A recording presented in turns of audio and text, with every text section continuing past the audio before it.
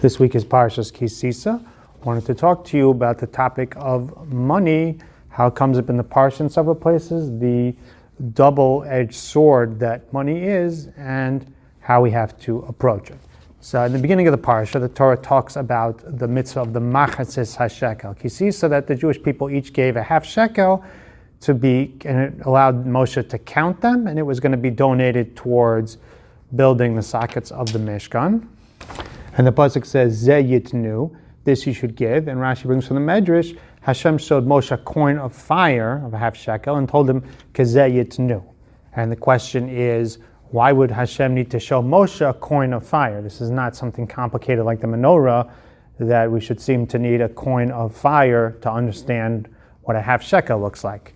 And the answer given by the Noam Elimelech, and Sarvel Yoshev brings the same idea, is that Hashem was symbolic. Hashem was showing him a concept about money, that money is a fire. Money is a very powerful energy.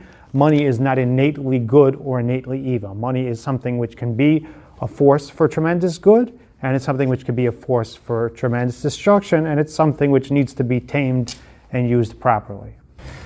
In Perek Lamed Daled Pasuk Aleph, after Moshe Rabbeinu has broken the luchos and the Jewish people have done tshuva, and Hashem has accepted the tshuva and is now going to give them a second set of luchos, so Hashem tells him, Psalacha shnei luchos avonim karishonim, and Rashi brings down the idea from the Medrash that Hashem gave him much sapphire, told him make the luchos out of this, and the rest is yours to keep. And from it, Moshe became tremendously wealthy.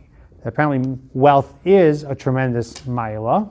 Discussed once the Gemara Nedarim Lamed Ches talks about how Moshe was blessed with the ma'ila of Ashiris, and the Maharsha there says, because Ashiris is his explanation of the Gemara, Ashiris itself is a tremendously chashuv thing, so it's befitting Moshe in his position of greatness to become wealthy.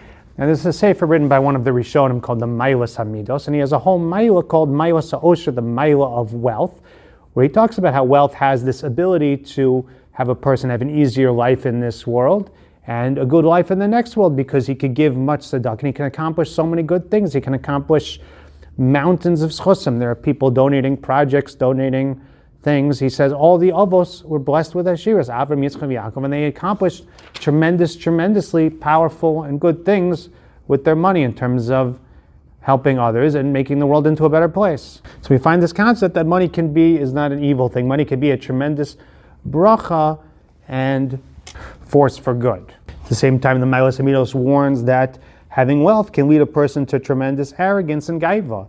He says this is what happened to Haman, this is what happened to Korach. That he seems to say that it was their wealth that built up a certain arrogance that lead them to go down down a negative path. And interesting, I'm just thinking about the contrast of Korach being somebody who was a tremendous tzaddik, and the money corrupted him, and Haman, who was a tremendous Rashi, he was an Amaleki, and at the same time it sounds like Chazal point to the money. It sounds like without the money, maybe he wouldn't have become who he became in terms of trying to be Harogu Hashmedes Kol HaYehudim. That with all his riches, you see the money, the fact that he was so wealthy made the difference. Chazal in Brachos Daf Amid Beis, they talk about the influence of money in the Chet Haegel in this week's parsha. There's a pasuk in Devarim. It's actually the first pasuk in Devarim, that it's Moshe's listing things and their allusions to different events that happen with the Jewish people. And the last words of the pasuk, V'di Zahav. So the Gemara Darshans, he's alluding to enough gold, that Moshe presented a defense before HaKadosh Baruch Hu. He says, because you gave them so much gold and silver, that's what influenced them and caused them to make the Egel. Gemara gives some mashalim to understand this. Rabbi Chia bar Abba says, name Rabbi Yochanan, it's a mashal. A person has a son, and he washes him up, and he anoints him, and he gives him good food and drink, and then he puts a big pouch of money around his neck, and he puts him by the door of the Zonos. And what should the son do not to sin? You give him all the abilities to sin, you put him at sin's door, what do you expect is going to happen? So the Gemara is making a funny comparison. The Gemara is comparing this to the Chet Haegel. It would seem by the Chet Haegel that maybe if they didn't have the money, they couldn't have donated all that gold and silver all that gold to build the Egel. But at the end of the day, whatever the story of whatever their calculations were to make the Egel and why they were wrong in that calculation, complicated parsha, it would seem it didn't have so much to do with the drive for money. What does the fact that they had money have to do with why they succumbed to the Aveira of the Chet Haegel. So it would seem to me the Gemara is teaching us that in fact money just has this power to feed into the Yetzer Hara and bring a person down. So maybe because it distracts a person from spiritual pursuits, just having money makes a person have more focused on physicality. Maybe it's the arrogance of being wealthy, that a person's less on guard from the Yetzer Hara. We could say many things, but the Gemara is saying that the Aveira of the Chet Haegel, which seemingly did not, whatever the Yetzer Hara was, it had nothing to do with how much wealth the Jewish people had, that he's saying that he defended Klal Yisrael before HaKadosh Baruch when he said that the gold and silver was a big factor in what led to the Chet Haegel. Just some insight into how money can change a person, the dangerous power of money in that regard. I'm not even talking about the dangerous things a person can do with his money. As we're familiar, there are people pouring billions and billions of dollars into trying to destroy the Jewish people, even as we speak. Money gives a person a power to do terrible, terrible things in the world. I'll share with you a fascinating Rabbeinu B'chai in the Karakemach.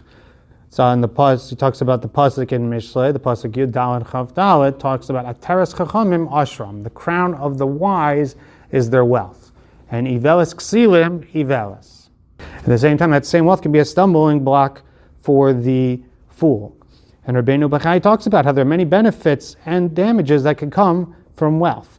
Wealth gives a person his voice will be heard. He'll have many friends. Oavei Ashir Rabbim, he quotes a pasuk. Another Avos talks about how people befriend wealthy people, and they don't really like them. They're just doing it because they're hoping maybe there'll be a benefit from it someday. But at the same time, I guess Rabbeinu B'chai is saying at the end of the day, he does have people who pay attention to him and to listen to him, and so it gives a person. I'm thinking of some of these powerful askanim who are able to accomplish tremendous things because people listen to them and they have a platform and they're able to influence people. And with wealth, a person can accomplish many things that depends if a person's wise and he also has that much money, he can accomplish things that be yimsachin v'seichel tov b'nei Elokim v'yadam, like tzedakah, like spending money on important things.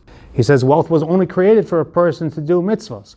Chazal teach us in the Medrash that really the world was not deserving of gold. Why does the world have gold? For the Mishkan, for the Beis HaMikdash.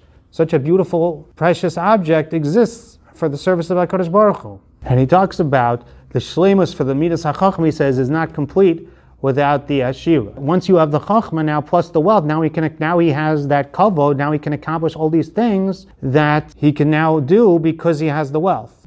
And that's so the pasuk refers to it as a crown of the wise because it crowns him when he has this power that the money brings.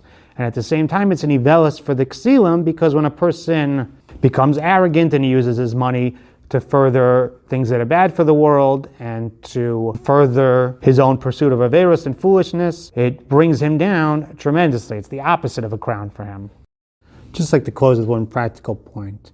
A person shouldn't think that only the super wealthy, like the Schottensteins of the world are able to accomplish tremendous things with their money, but a regular person like me, what can I accomplish with my money? I remember in particular one friend, he was trying to do a kiruv project, and he was in need of bags for the kids, and it was like a $100 thing, $150.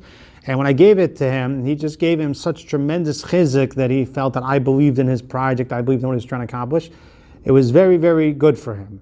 And that's something that we can do. Just, if we have a friend, we're accomplishing many things when we put $36 into a charity campaign for the. But we can also think about maybe that person who's trying to fundraise for it, he's downhearted because people give him a hard time. And when I give him $36 to his page, it makes him feel like $1 million and it encourages him to continue to try to fundraise and do good things. And I think there are these little opportunities if we keep an eye open for them. And it's just another example of what we can accomplish with money if we have the right perspective on its ability to accomplish things. May we keep in mind the power of money, the potential for money, the potential danger for money, and have healthy perspective in life. Wishing you a wonderful Shabbos.